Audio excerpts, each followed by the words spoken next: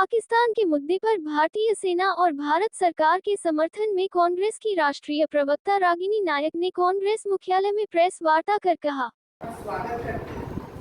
इस्तकबाल करती हूं, अभिनंदन करती हूं। जो संवेदनशील समय आज देश में है, मुझे लगता है कि आज की प्रेस वार्ता की शुरुआत इन पंक्तियों के साथ करना लाजमी होगा कि मन समर्पित, तन समर्पित और ये जीवन समर्पित, चाहता देश की धरती तुझे कुछ और भी। माँ तुम्हारा ऋण बहुत है, मैं अकिंचन, किंतु इतना कर रहा फिर भी निवेदन,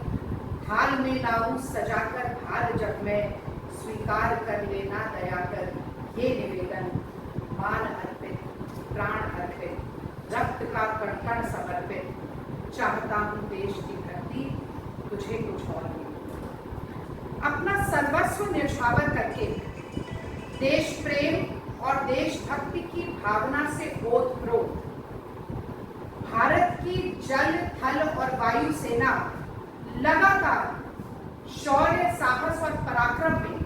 नए मानक स्थापित करती जा रही है। और आज ये प्रेस वार्ता करते हुए मैं बहुत गर्वान्वित महसूस कर रही हूँ कि ऑपरेशन सिंदूर इस बात का प्रत्यक्ष प्रमाण है। पहलगाम हमले के बाद पाकिस्तान की ईंट का जवाब पत्थर से देने के लिए, पाकिस्तान के दांत खट्टे करने के लिए, पाकिस्तान की नाक में नकेल डालने के लिए, पाकिस्तान के आतंकी ठिकानों को, एयर डिफेंस सिस्टम को, F-16 जैसे जेट्स को और पाकिस्तान के तमाम नापाक इरादों और मंसूबों को नेस्तनाबूद करने के लिए भारत की सेना की जितनी प्रशंसा की जाए, जितनी तारीफ की जाए, मैं समझती हूँ कि वो कम है। और इसीलिए आज की बात मैं अपनी सेना के आगे हाथ जोड़कर, शीश नमन करके शुरू करना चाहती हूँ। और मैं कहना चाहती हूँ अपने देश की सेना से कि आज हम सब निश्चिंत होकर रात को इसीलिए सो पा रहे हैं क्योंकि आप हमारी रक्षा के लिए, हमारे देश की अखंडता, संप्रभुता की रक्षा के लिए अंगद की तरह पैर जमाकर सीमा पर खड़े हुए हैं। आपके जज्बे को, आपके जुनून को, आपके जोश को मैं लाखों सलाम करती हूँ। और अब मैं दो बड़े प्रमुख मुद्दों पर आज की जो प्रेस वार्ता है, और उस हमले की खासियत ये थी कि भारत की सरजमी में घुसपैठ करके निहत्थे निर्दोष सैलानियों पर गोलियां चलाने वाले धर्म पूछकर मार रहे। कितने सुहाग उजड़े, कितनी मांग सुनी हुई, लेकिन भारत, हिंदुस्तान एक विवाहिता महिला के सिंदूर की कीमत क्या होती है, ये कर्नल सोफिया कुरैशी और विंग कमांडर व्योमिका सिंह ने न सिर्फ पाकिस्तान बल्कि पूरी दुनिया को दिखाया। और मुझे गर्व है इस बात का कि न सिर्फ ये बताया कि विवाहिता, एक विवाहिता के सिंदूर के साथ खिलवाड़ और अपमान ये देश बर्दाश्त नहीं करेगा, बल्कि ये भी सशक्त संदेश देने का काम किया कि तुम धर्म पूछ रहे थे, अगर हिंदुस्तान का कोई एक धर्म है तो इस देश की संप्रभुता का प्रतीक तिरंगा इस देश का धर्म। और मैं कहना चाहती हूँ कि भारत माँ का सपूत जब वीर गति को प्राप्त होता है तो इसी तिरंगे में लिपट कर आता है, उसकी जाति, उसका धर्म नहीं पूछा जाता। और मैं कहना चाहती हूँ कि 1971 में जब भारत ने लोहा लिया पाकिस्तान से, क्योंकि पाकिस्तान की नापाक नजर भारत के तिरंगे पर आ गई थी, भारत की सरजमी पर आ गई थी, तो उसी तिरंगे का सम्मान बचाने के लिए पाकिस्तान के दो टुकड़े कर दिए गए और एक ऐसा जख्म पाकिस्तान को दिया जो मुझे लगता है आज तक उसका मरहम नहीं खोज पाया। एक ऐसा जख्म पाकिस्तान को दिया जो अनंत काल तक रिश्ता रहेगा। एक ऐसा जख्म पाकिस्तान को दिया जिसकी टीस से आज तक पाकिस्तान खून के आंसू हुआ, लेकिन अपनी गलतियों से सीखा नहीं। चाहे 71 का युद्ध हो, 99 का युद्ध हो, या इस बार हमारी तरफ आंखें तरेने की जुर्रत कर रहा पाकिस्तान हो, इतिहास गवाह है और आगे आने वाली पुश्तें गवाह होंगी कि भारत की सेना ने किस तरह से पाकिस्तान के घुटने टिकाने और नाक रगड़वाने का काम किया। तो जब तिरंगे पर आंच आती है तो हर भारतीय कैसे एक हो जाता है, ये बताना बहुत जरूरी है, क्योंकि 26 जनवरी और 15 अगस्त के दिन इसी तिरंगे को सलामी देते हुए, इसी तिरंगे के नीचे खड़े होकर हर भारत का निवासी जय हिंद का नारा लगाता है। और मैं फिर बहुत गर्व के साथ कहती हूँ कि भारतीय राष्ट्रीय कांग्रेस सबसे पुराना राजनीतिक दल, सबसे प्रमुख विपक्षी दल इस देश का है और इसी तिरंगे को आज हाथ में लेकर हर कांग्रेसी देश के हर प्रदेश में जय हिंद यात्रा निकालेगा। जय हिंद यात्रा क्यों जरूरी है, ये भी मैं आपको बताना चाहती हूँ। जैसा कि आप सब लोग जानते ही हैं कि भारतीय राष्ट्रीय कांग्रेस ने ये स्पष्ट किया कि ये समय किसी भी तरह की दलगत राजनीति का समय नहीं है। और हम सिर्फ कहते नहीं हैं, हमारी कथनी और करनी बराबर होती है, उसके बीच में लेश मात्र का फर्क नहीं है। कांग्रेस पार्टी ने पूरे देश में अपना हर राजनीतिक कार्यक्रम स्थगित किया, लेकिन हाँ,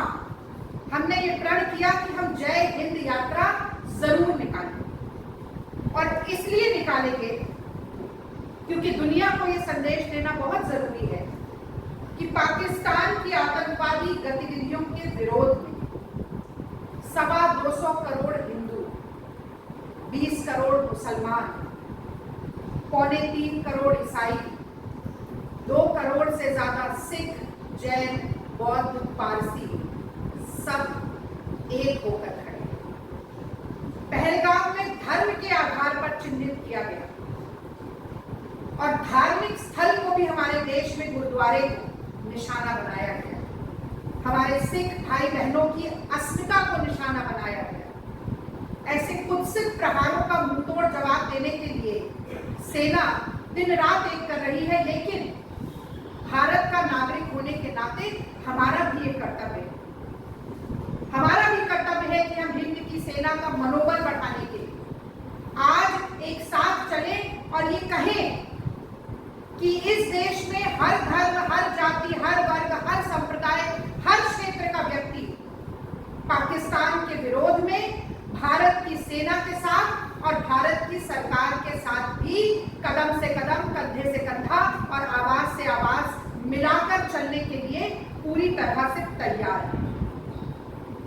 पहलगाम आतंकी हमले के बाद जो कांग्रेस पार्टी की पहली वर्किंग कमेटी हुई, उसमें जो रेजोल्यूशन पास हुआ, उससे लेकर कल जो दूसरी सर्वदलीय बैठक हुई, उसके बाद की प्रेस ब्रीफिंग में पूरी तरह से पुरजोर तरीके से भारतीय राष्ट्रीय कांग्रेस के अध्यक्ष मल्लिकार्जुन खड़गे जी ने और देश के नेता प्रतिपक्ष श्री राहुल गांधी जी ने ये बात लगातार कही है कि हम मन, वचन और कर्म से भारत सरकार के साथ हैं। कोई भी बड़ा फैसला पाकिस्तान के विरोध में भारत सरकार लेती है तो हमारा पूरा सहयोग और पूरा समर्थन सरकार के साथ है। और आज हम इस जय हिंद यात्रा के माध्यम से इसी संदेश को दोहराने का काम करेंगे कि भारत की जो अनेकता में एकता है, वही भारत की ताकत है, वही भारत की शक्ति है और वही ताकत दुश्मनों को मुंहतोड़ जवाब देने में सक्षम है। और मैं अपने मीडिया के साथियों से भी अनुरोध करती हूँ कि इस संदेश को, ये जो एकता का संदेश है, इसका ज्यादा से ज्यादा प्रचार और प्रसार हो सके। और मैं आपके माध्यम से देश की जनता जनार्दन से भी अपील करती हूँ कि आज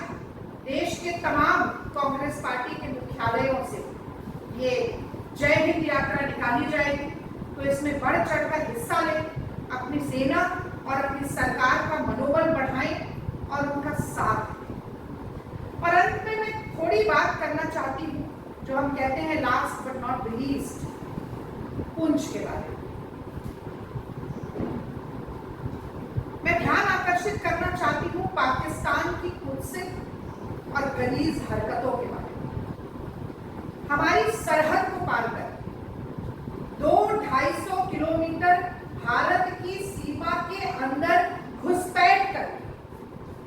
पहलगांव के निहत्थे निर्दोष पर्यटकों को गोलियों से भून डाला गया। जवाब में सेना ने ऑपरेशन सिंदूर किया, लेकिन पाकिस्तान के किसी आम नागरिक को निशाना नहीं बनाया, बल्कि पीओके के 9 आतंकी ठिकानों को, जहां पर दहशतगर्दों को पाला जा रहा, उनकी ट्रेनिंग हो रही, उन्हें असलो बारूद से लैस किया जा रहा, आतंक को पाला और पोसा और परोसा जा रहा था, ऐसे ठिकानों पर हमने प्रहार किया और उन्हें ध्वस्त कर